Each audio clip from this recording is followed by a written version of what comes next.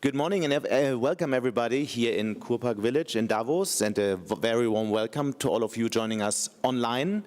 My name is Sebastian Matthes. I'm the editor of Handelsblatt, Germany's business daily. Now, Europe is bursting with world-class ideas in research, in tech and entrepreneurship, yet too often those ideas stall before they scale, and promising companies are ending up to look for capital elsewhere. So this is exactly what we are going to talk about today. We are going to discuss the launch of the Scaleup Europe Fund, a new market-driven, privately managed growth and late-stage investment vehicle that brings together public and private capital from Europe. A quick note to our audience online. So if you want to join the discussion, please use the hashtag WEF26, WEF26. And a quick note for you here in the audience, we will have time for questions later, so get ready to join the conversation. And now I'm delighted to welcome our distinguished panelists. First of all, Ekaterina Zaharieva, European Commissioner for Startups, Research and Innovation, and having this idea for the new fund. Kasim Kutay, Chief Executive Officer of Novo Holdings from Denmark and one of the founding investors of the new fund. And Markus Wallenberg, who is the chair of several major Nordic investment industry institutions, including Wallenberg Investments AB and SEB, and also a founding investor in the new fund. Yeah. So welcome to all of you. Commissioner, let's start off with you. To those hearing about this fund the first time, what exactly is the Scaleup Europe Fund in plain terms, and how is it organized within the EU? Good morning to everybody, and I'm really delighted to be in such company. And actually, I will start by expressing my gratitude first to Novo Nordisk, because Novo Holdings, sorry, that they were really the first who believed in this idea, and we worked together to convene others, investors, to join us in the goal that we have first to keep, as you said, the excellent talent and startups that we have in Europe, to help them to scale, to become global from Europe, and to show the other investors and the money that we have in Europe that actually this is a good business. And to invest in deep tech scale-ups is good business, is profitable. So that we believe that this fund will have effect much broader than the companies that we are going to invest, but also to motivate and create ecosystems and to motivate institutional investors and others to invest in our deep tech excellent companies. And of course, then Wallenberg joining us help us to convince others. So we already have actually commitment from 10 founder investors. We did manage to raise 2.5 billion, and the goal is to reach 5 billion fund. So two main objectives: keep the companies in Europe, help them to become global champions, and show that it's profitable and it's good business. Can you talk a little bit about the timeline, especially on appointing the new investment manager that you are trying to do right now? When should we realistically expect the first investments to be made? Hopefully by summer latest. We started to work on this fund 8 months ago. We were thinking, okay, we have created through Horizon Europe program, European Innovation Council Fund, the biggest deep tech VC in Europe, but it's for early stage. And we did supported so many excellent startups, in deep tech startups in Europe. And what we miss is, of course, a big growth fund. And I really believe that we have everything in Europe. We are a rich continent. We have the capital. We have the best talent in the world. Because I believe the fierce competition is not about the money, as some people think, and about how big you are, how many territory you have, and natural resources. It's about how many talented people we can attract. So we have this here. We are the best educated continent in the world. And we are big market. We have 450 million people, wealthy people. So I was thinking, okay, we should stop complaining that somebody is missing, something is missing, and we should really look what we have and work together. I think this is key. So we started 8 months ago, thinking that it's good to create a really public-private fund, work together on market conditions. We have such a big expertise in the private sector. So we managed to raise this 2.5. We met actually in October all together, because of course we meet many times working together before that. We commit to the timetable. We, before the Christmas, actually announced the procedure to select the fund manager. Now we are in the procedure of selecting together the fund manager, hopefully to be selected until end of February. And then, of course, hopefully starting the investment. So it's quite tight. And the investment will be made in summer, the first investments? Time is of essence. We have to act fast. Mm-hmm. Okay. So we can expect first investments in summer? By summer, I hope, in spring. Okay, right. Yeah. Okay, so you mentioned 5 billion. Will the fund grow over the next years, or is that the main aim to reach 5 billion? Yeah, hope it will grow. I mean, because in global comparison, 20 that's billion, my question. It's ambition, but now we start with 2.5. Okay, because when you look at what Microsoft is investing only in 1 quarter, it's 35 billion, right? So Kasim, Kutay, maybe start with you. What did you think when you heard about the initiative the first time, and why did you join? Thank you, and it is a pleasure to be here, and I am very excited to be talking about this initiative. When I first heard about it, I was very encouraged, and we started focusing on trying to get this project off the ground with the EU, with other great investors that are represented today by Marcus, of course, but other investors, to try and get this off the ground as soon as possible. And the reason why it's particularly exciting for us, and I think resonates to us as Scandinavians in particular, and I can say this because I'm not Scandinavian, I'm British, but you know, the one thing that impresses me so much about Scandinavia is I don't think there's ever a meeting that you sit in where the word society and community doesn't come up, which means, you know, whatever we do, even if it's for financial return, and by the way, our financial returns are very strong, that there's always a sense of what does that mean for our societies, for our communities, how do we spread wealth, and very importantly, a real sense that we are of the societies that we operate in and very successful in. So it was really that context. I think it's very important to understand that cultural context, why we jumped onto this very quickly.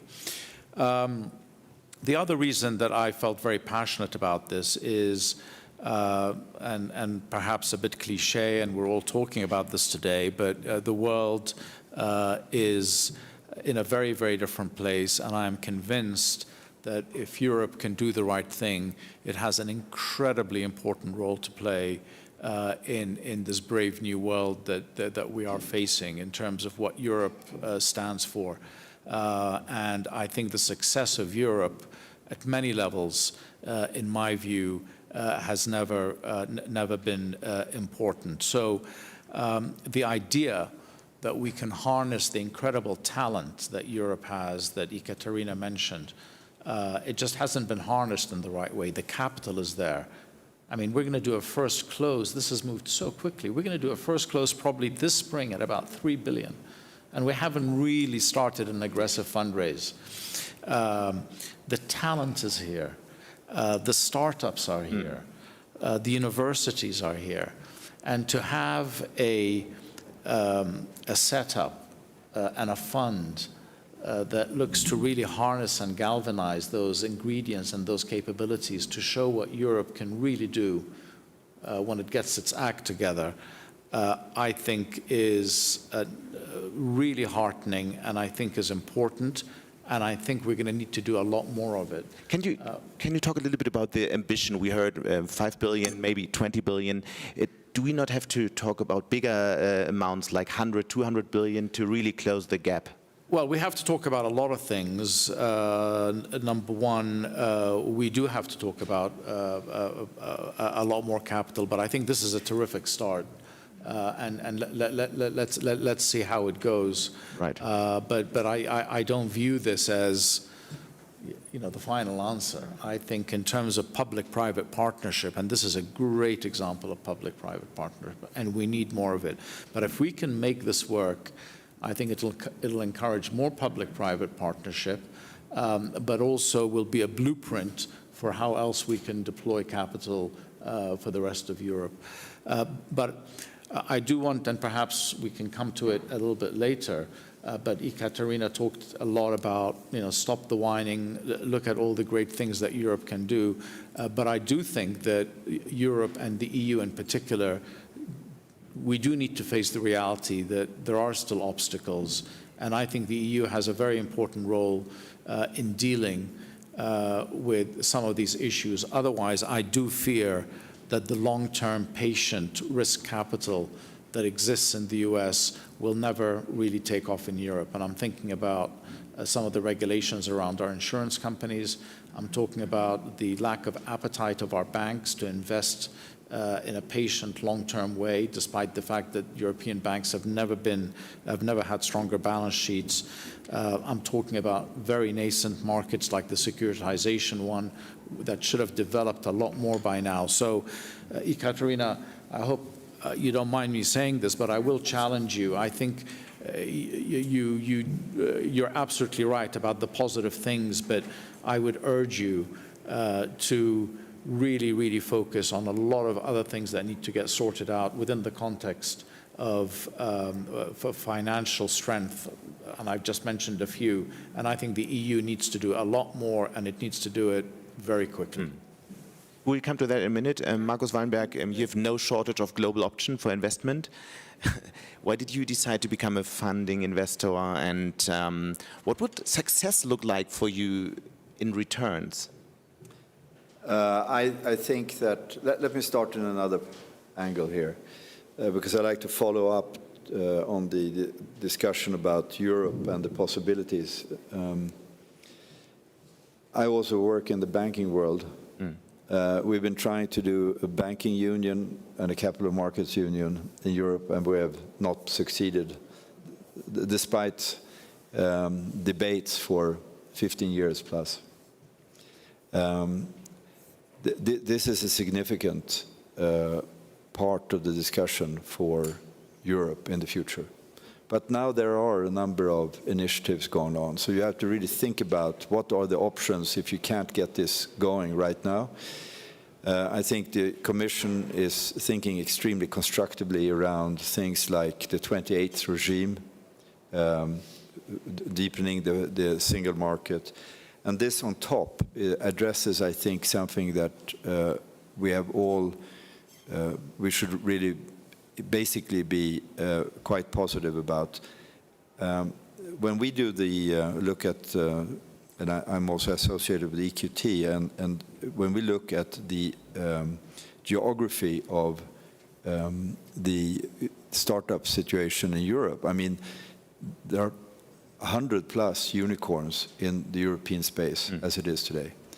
So we have a tremendously good university system. So there is nothing wrong in the possibilities of talent, both on the university side or on the startup side. So what are we actually trying to do here? We're trying to see to that. I'm sure that we like for companies to stay in Europe, and I think that is extremely important. But the most important thing to me is that we need some sort of mechanism to really find an ecosystem to support these companies to grow, and not to immediately find their way outside. And there are many aspects of what we're trying to solve in Europe. One thing is, I think the United States primarily are better at being more forward-leaning in their mentality. But also here, I think there is a change that I see in Europe. I think this discussion that we're starting the Scaleup Fund also has shown that we are serious about getting European companies to grow. I think also geopolitical events lately has made people say that's, you know, we have to basically support a European structure to go on in this direction. You can talk about the returns. I would say that around 20%, something like that, is what people probably would expect to come in on here. I think will be probably a mix of views on what the return should be, depending if you come from the public side or from the private side. But I do think that it's extremely important that this basically will be a market-driven exercise, that we are finding a governance structure here that will support it, because that will also help us in what we just discussed, the possibility to drive more fund scale-up in the future. As you pointed out, this is a relatively modest ambition right now, but I think it's important for this team to really show, I mean the managing team to really show that they will have traction in building, you know, getting some critical industries. And then 100 billion will be possible in a couple of years. And then maybe, you know, if this is moving in the right direction, I think there is a possibility to continue the traction. But I think we have to get going first. Right. Can you both share how much money did you put in the new fund? Sure, I'm happy to. We have committed 500 million euros over you know, the 10-year life of the fund, so it's quite a substantial amount. We have not decided yet exactly how much, but we will be not at that level, but still we think that the 5 billion is achievable. Yeah. But I think it's important both for you and for me that this market, that actually the governance system will be a really market-driven thing. Absolutely. That is, Commissioner, I would say it's important for me as well. I really believe in the market. That's what I wanted to hear. I believe in the market. Can you talk a little bit about industries the new fund might focus in? Yeah, allow me first to address some of the things that Kasim and Markus just said, and I absolutely aligned with what you said. It's, of course, we have obstacles, and but when I said in the beginning, stop complaining, I meant that, okay, we know the obstacles, we know our strengths and our weaknesses, and that's a good start. So, and we know how to actually address, and both of you said the panacea is a single market. Very often I receive a question, because we did propose the first ever startup and scale-up strategy with 26 actions. Choose 3, Scaleup Europe Fund is announced there. And now we talk about Scaleup Europe Fund, and I think this is one of the most important initiatives that we are going as Commission to present in our mandate. But the truth is that I choose one, and this is completely a single market. So if I can choose even not 3, I choose 1. But we cannot wait. Of course, we have a lot of initiatives in progress. You mentioned a couple of them, actually. They are key. Institutional investors. We have some, we are looking, and we did propose, actually, amendment in our legislation to untap this potential. There are also some national obstacles. There are some member states who are really very restrictive. They don't allow no investments in risk capital, both of their insurance companies, but also pension funds. So we are working on that. Yeah. We have very strict and very clear strategy on that, and the banking. So, but we cannot just wait, and that's why we are thinking, let's create something. Let's show, and I believe that we're going to motivate also the pension funds to invest in our VCs. Let's do together something. So you ask about, and now I hope that I'll be to go back on your question. Focus on industries. On industries. Deep tech, it will be a deep tech fund. I'm not going to surprise. Everybody now is talking about AI, including here in Davos. AI, quantum, biotech, so you know the things, that space. We are going to invest in dual-use technologies. I think it's very important to say this. because I believe that we have a huge potential in Europe. And I believe that we should really start investing, including through the public funds, and be much more open to the dual-use investments in Europe. I'm working on that. We did propose for the next MFF to open the whole next horizon for dual-use technologies. Now it's discussions are ongoing in the Council. I believe it's missed opportunities if we don't invest. So more or less, these are the, of course, the sectors. Do you hope the EU will increase the amount of money that it puts in the fund in the next couple of years? Look, I agree with Kasim and Marcus. Let's start. And I think the fact that you're right, Marcus, Kasim, we are close to 3 billion actually. Yes. More than 2.5. Right. The fact that for less than 8 months, we managed to agree on the principles, on the structure of the fund, how it works, on the sectors that we're going to invest, on the goals of the fund, and to commit almost 3 billion. So fast, and less than a year, we will be able to invest. I think it's a really good start. Yeah. And have you been surprised, Kasim, that the as Kasim said, we even didn't start to make really aggressive fundraising. So I'm optimistic. Yeah. Have you been surprised the EU can be so quick? I have to say, I've been very pleasantly surprised. Now, in part, of course, it's within the context of a public-private partnership because, you know, as a private entity, just like the various companies that Marcus is associated with, we like to make decisions and move pretty quickly. But I have to say, hats off to Ekaterina for her passion and commitment in driving this. I did not think we would be talking today about a first close of about 3 billion this spring, this quickly. And again, it just shows what we in Europe can do if we focus on it and if we remove the bureaucratic and regulatory obstacles. Can I just, I think that we should, you asked me before about return expectations.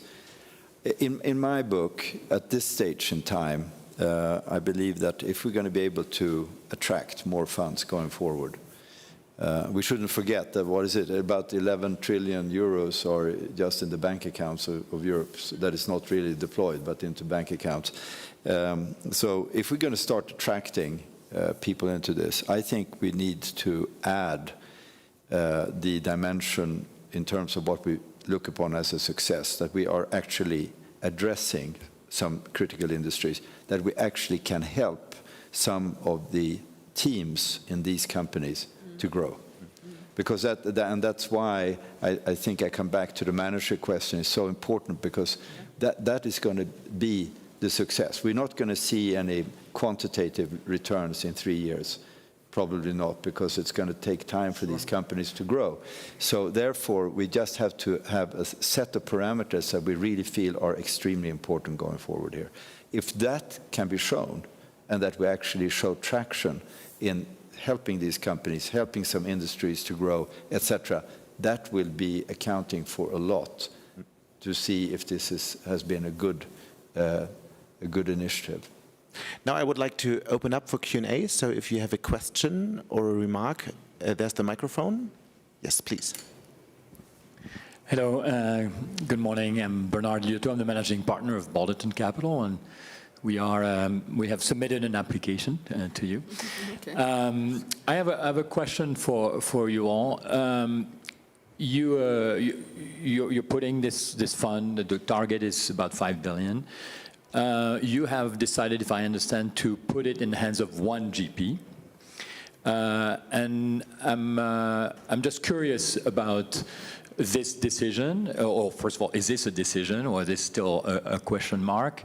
If you consider the ambition of the EU fund, not just this time around, but next time around, the next time around, like the next fund would be potentially bigger, and so on and so forth.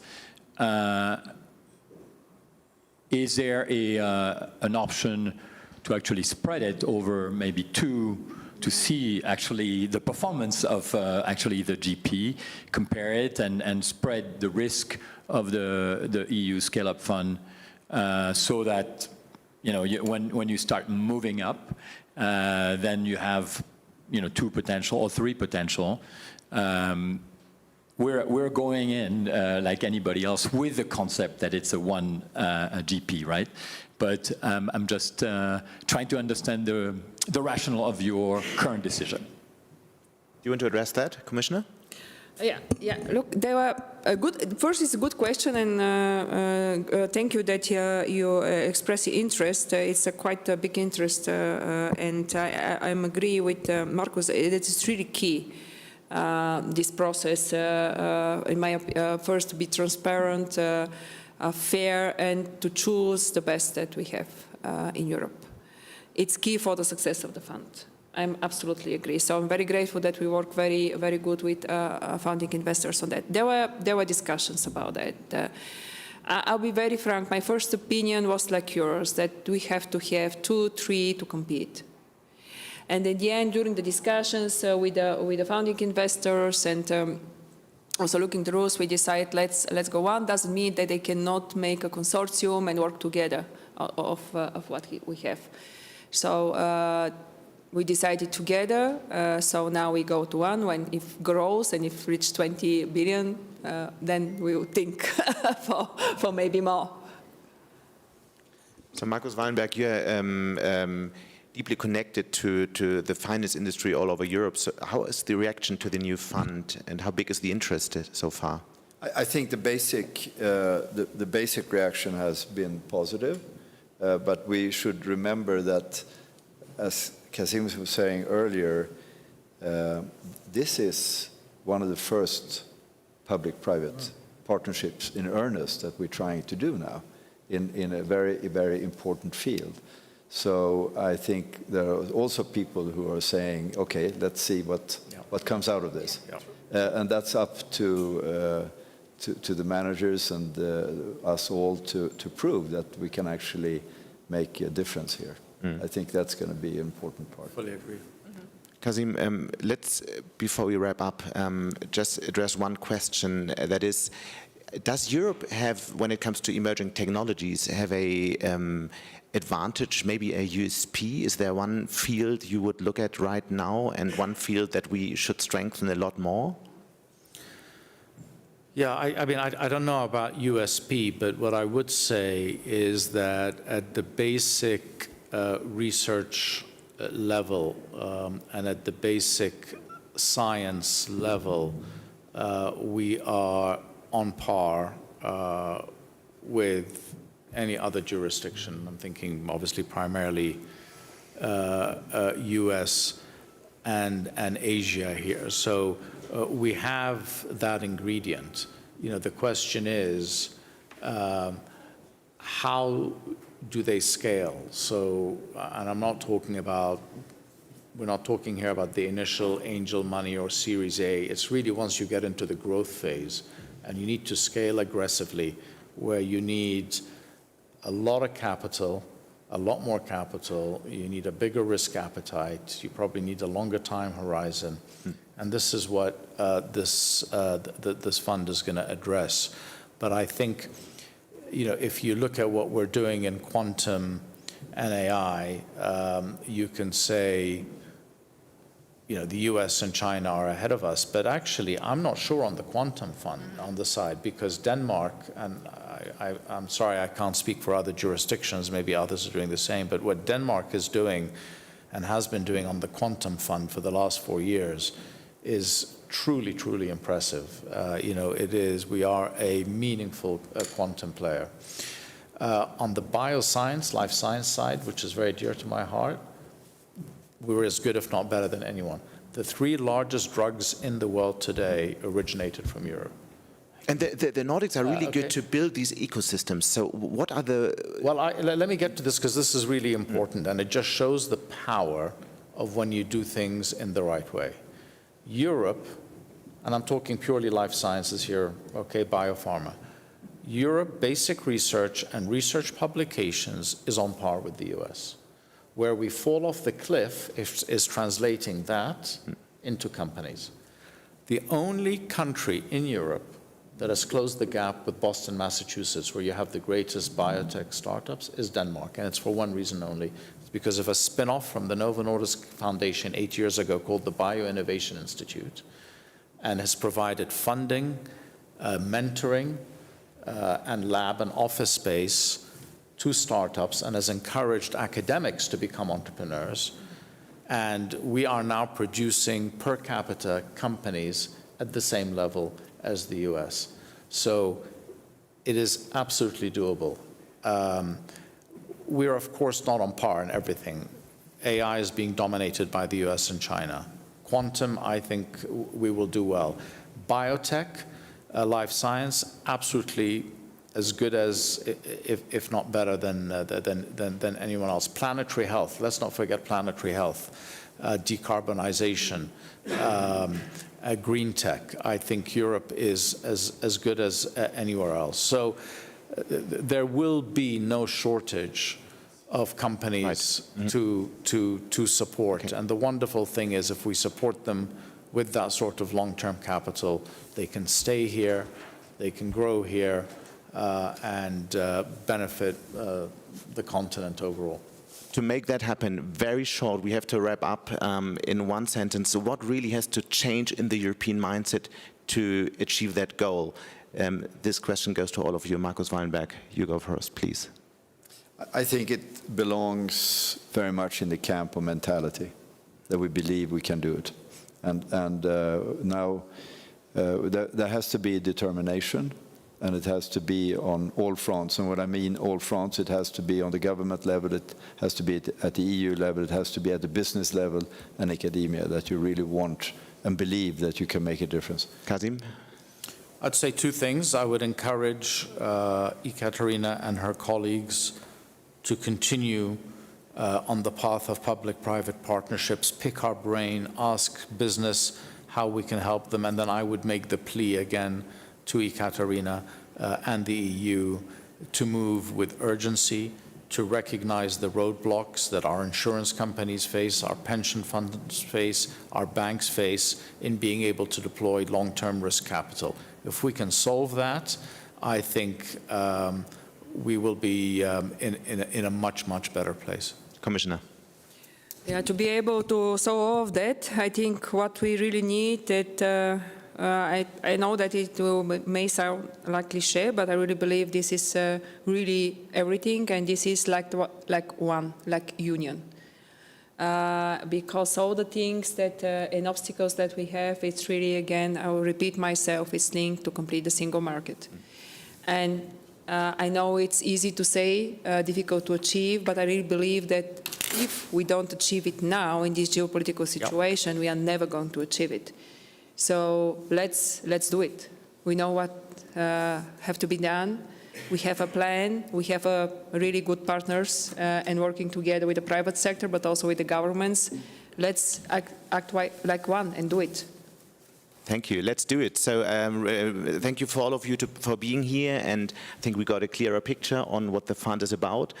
Looking forward to keep the conversation and see what it will achieve in the next couple of years. So thank you very much. Thank you.